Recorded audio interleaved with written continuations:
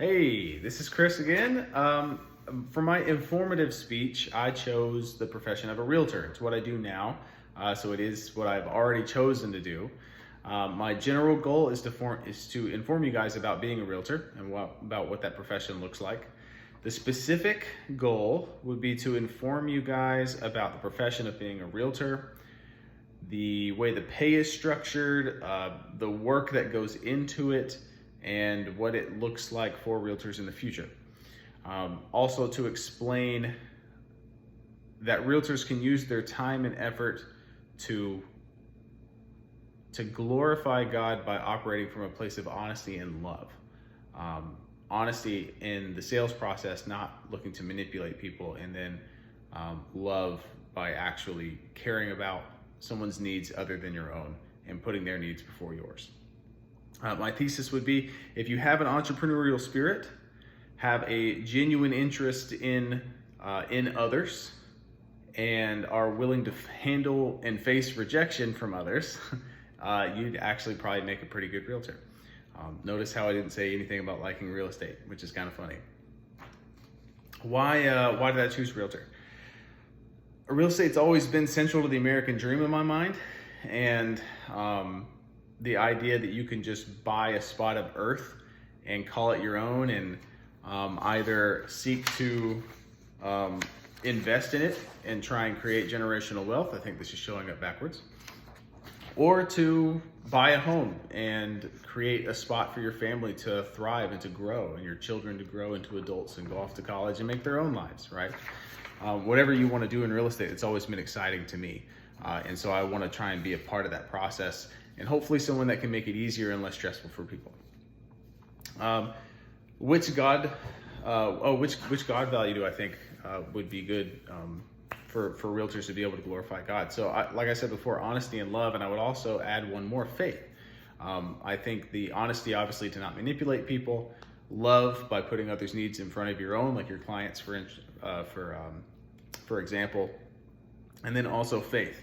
Faith that in operating in that mode of thought of honesty and love, you're going to see people short-term succeed in their sales by manipulating others, but you have the faith that if you operate in honesty and love, you're going to succeed in the long term, and it's going to be a better decision for you. So honesty, love, and faith, honestly. So and then honestly, I think you guys are going to get good benefit from this, just because all of you at some point in your life are probably going to deal with a realtor, so it'll be nice to know what you're going to be dealing with and what that industry looks like surrounding them.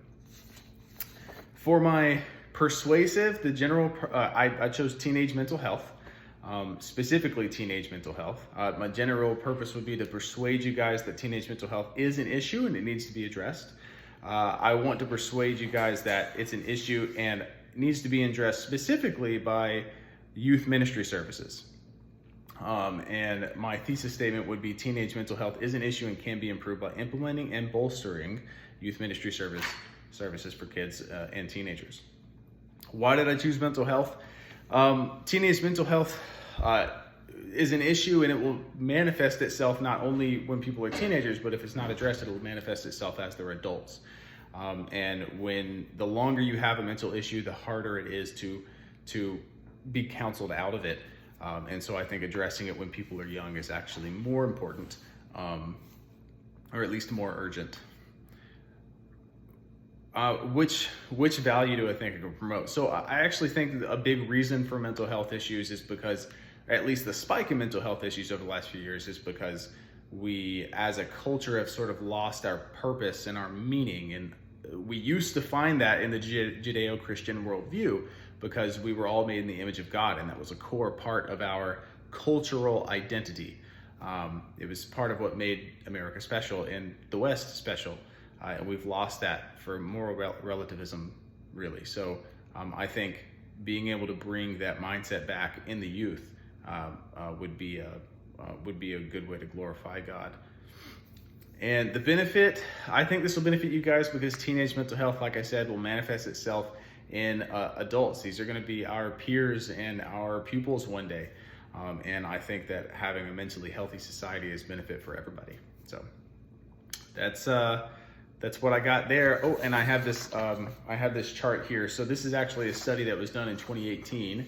And again, this is probably going to show up backwards, but that shows 70% of 1,000 teenagers that were surveyed in 2018. 70% of them actually reported having experienced anxiety and depression. So that just goes to show, who knows, if that was in 2018, who knows how bad it is now in 2020, 2021, and everything that happened with COVID. So, all right, guys, thanks for listening. I think I went a little long. I rambled a little bit, but thanks, and let me know what you think in the comments.